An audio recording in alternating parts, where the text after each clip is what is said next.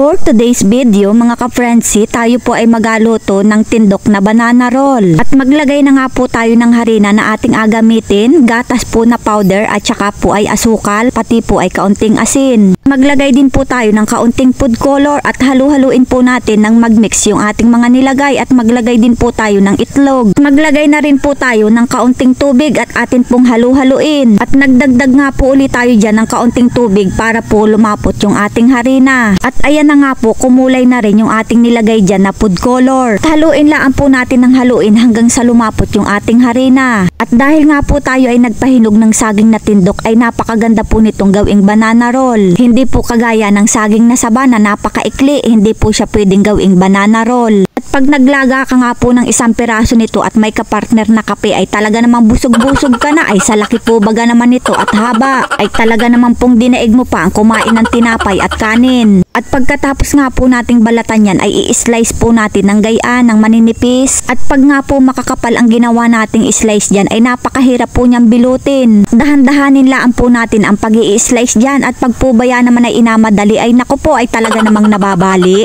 Ang sabi nga, slowly but surely, gayon. At pagkatapos nga po nating mag-slice ng ating tindok, ay ito naman pong cheese ang ating hiwa-hiwain. Ang gamit po nating cheese dyan ay mozzarella cheese, o diba social, charot lang. Yaan naman po ay mga tira-tira ko laang dun sa aking mga inapagluluto. Kaysa po ma-expired at masira, ay atin na pong gamitin ang mapakinabangan. At medyo may pagkamahalan po ang presyo na rin. At bago ka po makabili nito, ay talaga namang mapunta ka pa ng syudad, makabili laang na rin. Kaya naman po, kaysa amagin, ay ilagay na natin sa ating agawing banana roll. At kung wala naman po kayong ganito, ay pwede naman po ninyong ilagay yung ordinaryong cheese. At irolyo laan po natin yan ng pagayan. Napakadali laan po talaga niyang irolyo dahil nga po mahaba yung ating tindok. At tusukin po natin yan ng tinting pag nairolyo na natin. Pwede naman pong toothpick, kaya laang ay mabili pa ako, ay sayang din po ang pambili ko. Pwede naman ang tingting. At yung tingting naman po na ginamit natin dyan ay bagong kayas, hindi naman po yung ginamit na sa pagwalis. At isawsaw na po natin ito sa harina na ginawa natin kanina. At patuluin lang nating saglit at ilagay na natin dito sa ating breadcrumbs. Yun, at i-coated na nga natin para pag niluto natin mamaya ay medyo malutong-lutong. Ay napakadali lang po talaga nitong gawin at masarap din po itong pang merienda. Kaya naman po pag may namumunga na tindok sa amin ay ako po talaga ay nagapahinog. At kakoy masarap nga po ang ganaring luto. At pag po kinain mo ay medyo malutong-lutong, kaya po baya naman ako'y sarap na sarap sa ganaring luto. At damihan na po natin ng lagay na breadcrumbs para po pag kinain ay talaga naman pong malutong-lutong. At pagkatapos nga po nating i-coated yan ay tayo naman po ay magsalang na ng mantika sa kawali. At kapag nga po mainit na yung ating mantika ay ilagay na po natin yung ating banana roll. Dahan-dahanin lang po natin ang paglalagay at baka po ay matanggal yung kanyang tingting. Sa katamtamang apoy lang po natin yan iluto para po ay talaga namang lutong-luto yung kanyang ilalim. Pagkatapos nga po ng ilang minuto ay baligtarin na po natin yung kabila. Ay talaga naman pong nakakagutom ang amoy. At pagkatapos nga po ng ilang minuto ay ayan, luto na po yung ating banana roll at atin na po yung ahunin. Yun, at tamang-tama lang po talaga ang ating pagkakaluto. Ay nako, ay talaga naman pong napakasarap na ring merienda. Ay nako po, ay talaga namang paniguradong mauubos ko na naman po are. At dahil nga po mozzarella cheese ang ating nilagay dyan, ay talaga naman pong nagme-melt yung kanyang cheese. Ay ano pang inaintay, tikman na natin yan. Ay nako po, ay talaga namang pagkasarap. At pag kinagat mo nga po siya ay talaga namang medyo malutong-lutong, ay pagkasarap naman po talaga. Ay napakalinamnam din po talaga niya dahil nga po nilagyan natin yan ng cheese. At dahil nga po makamadalang mamunga yung aming saging na tindok, ay pag po ako'y nakapagluto na rin ay talaga naman pong ako'y sarap na sarap. At sa sarap nga po ng ating pagkakaluto ay naku po, wala na naman bago, naubos ko na naman po lahat. Pag ilanin pabaga naman natin yan ay gayon din naman yon. Mga ka-Frenzy, pasubscribe na lang po ng aking YouTube channel. Thank you for watching!